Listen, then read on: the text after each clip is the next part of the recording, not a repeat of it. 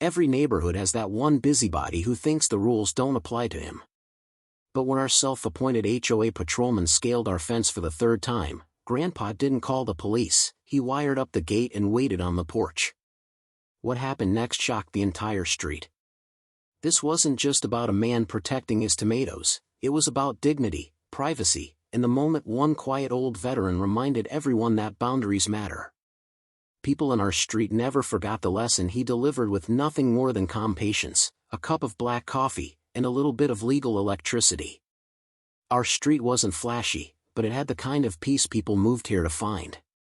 Kids rode bikes, dogs barked in backyards, and porch lights flickered at night. But peace never lasts when someone decides they're the law. That someone was Doyle Mason. No one elected him, no one wanted him, but he carried himself like he wore a badge. Clipboard in hand, phone camera ready, Doyle strutted through the neighborhood like a sheriff. Except he wasn't keeping us safe, he was hunting violations. Too tall grass, a parked boat, mismatched curtains. He was the man who turned community living into surveillance. The first time he trespassed into our yard, I thought maybe it was a mistake. But the second, then the third, proved Doyle wasn't making mistakes. He was making a statement. It was early one morning when Grandpa noticed him again. I was pouring cereal, eyes half shut, when Grandpa's voice cut through the quiet. There he goes again. His tone wasn't angry. It was steady, almost amused. Through the window, Doyle was scaling our fence like a thief, snapping pictures of Grandpa's tomato plants. Apparently, fresh tomatoes offended his sense of order.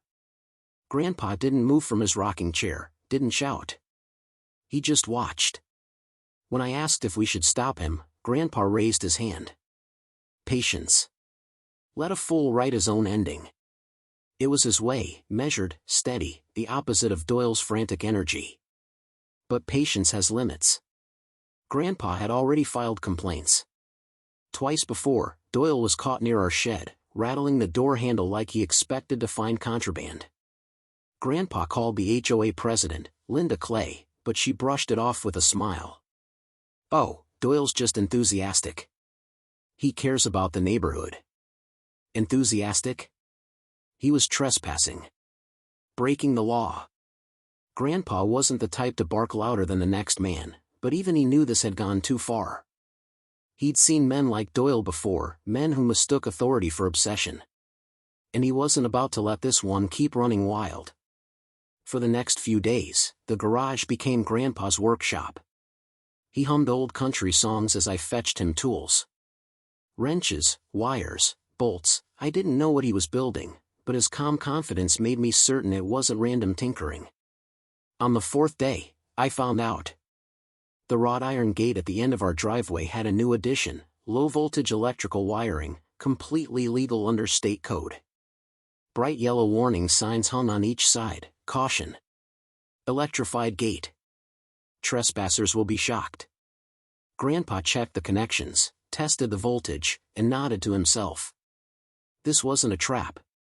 It was a boundary made undeniable. Right on cue, Doyle returned. Early dawn, boots crunching, muttering about violations only he could see. I crouched at the window, heart racing. Grandpa sat steady on the porch, coffee steaming in his hands. Doyle gripped the gate. A sharp snap, followed by a yelp, broke the morning calm.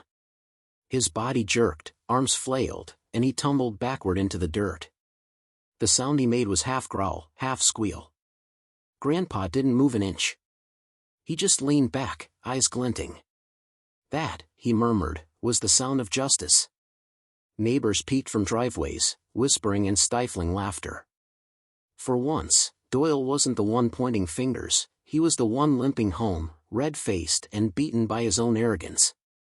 But Doyle wasn't going to accept humiliation quietly. By noon, the HOA called an emergency meeting. Grandpa and I went, expecting fireworks. The long table was set like a stage, with Linda Clay smiling tightly at the head, pearls shining, and Doyle sitting beside her with his arm in a sling. He pointed at Grandpa like a prosecutor. This man endangered the neighborhood. He wired his gate like a weapon. Doyle's voice shook with fury, but Grandpa didn't rise to the bait. He slid a folded paper across the table, his state electrical permit, stamped and signed. Fully legal, Grandpa said evenly. And posted with warnings. Unlike trespassing. Neighbors began murmuring. Some nodded.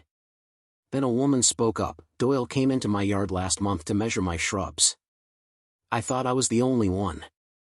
Another added, he photographed my kids' bikes and called them an eyesore. One by one, voices joined. The tide turned, and Doyle's face burned crimson. Linda banged her gavel, trying to regain control, but the room was no longer with her. Grandpa's calm voice cut through the noise. You let him play sheriff.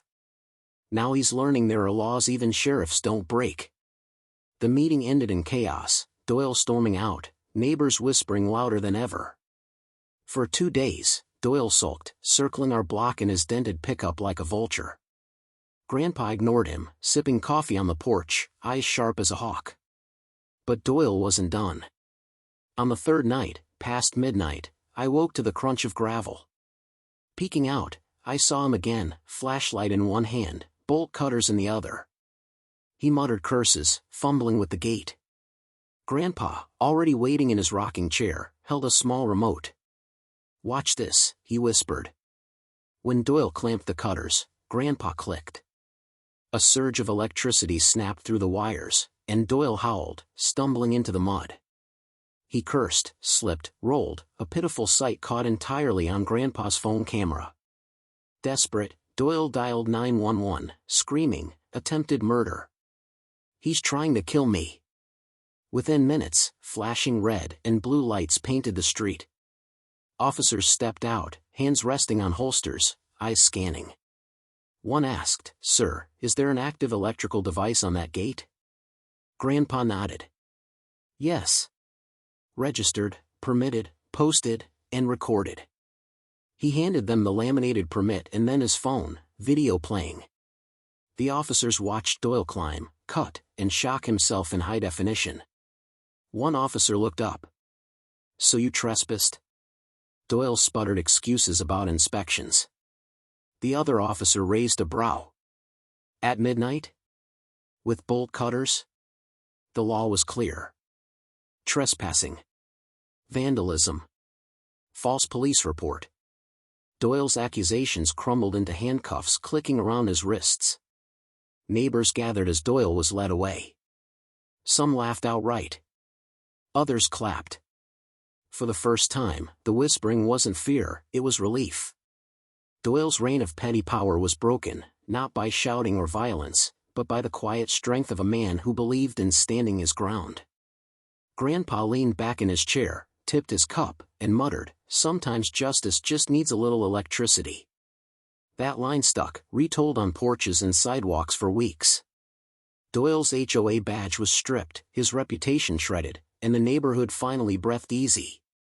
And me? I learned something that night, watching Grandpa sip his coffee as sirens faded. Justice doesn't always come loud and fast. Sometimes it hums softly through a wire, waiting for the fool who doesn't know when to stop. Subscribe for more.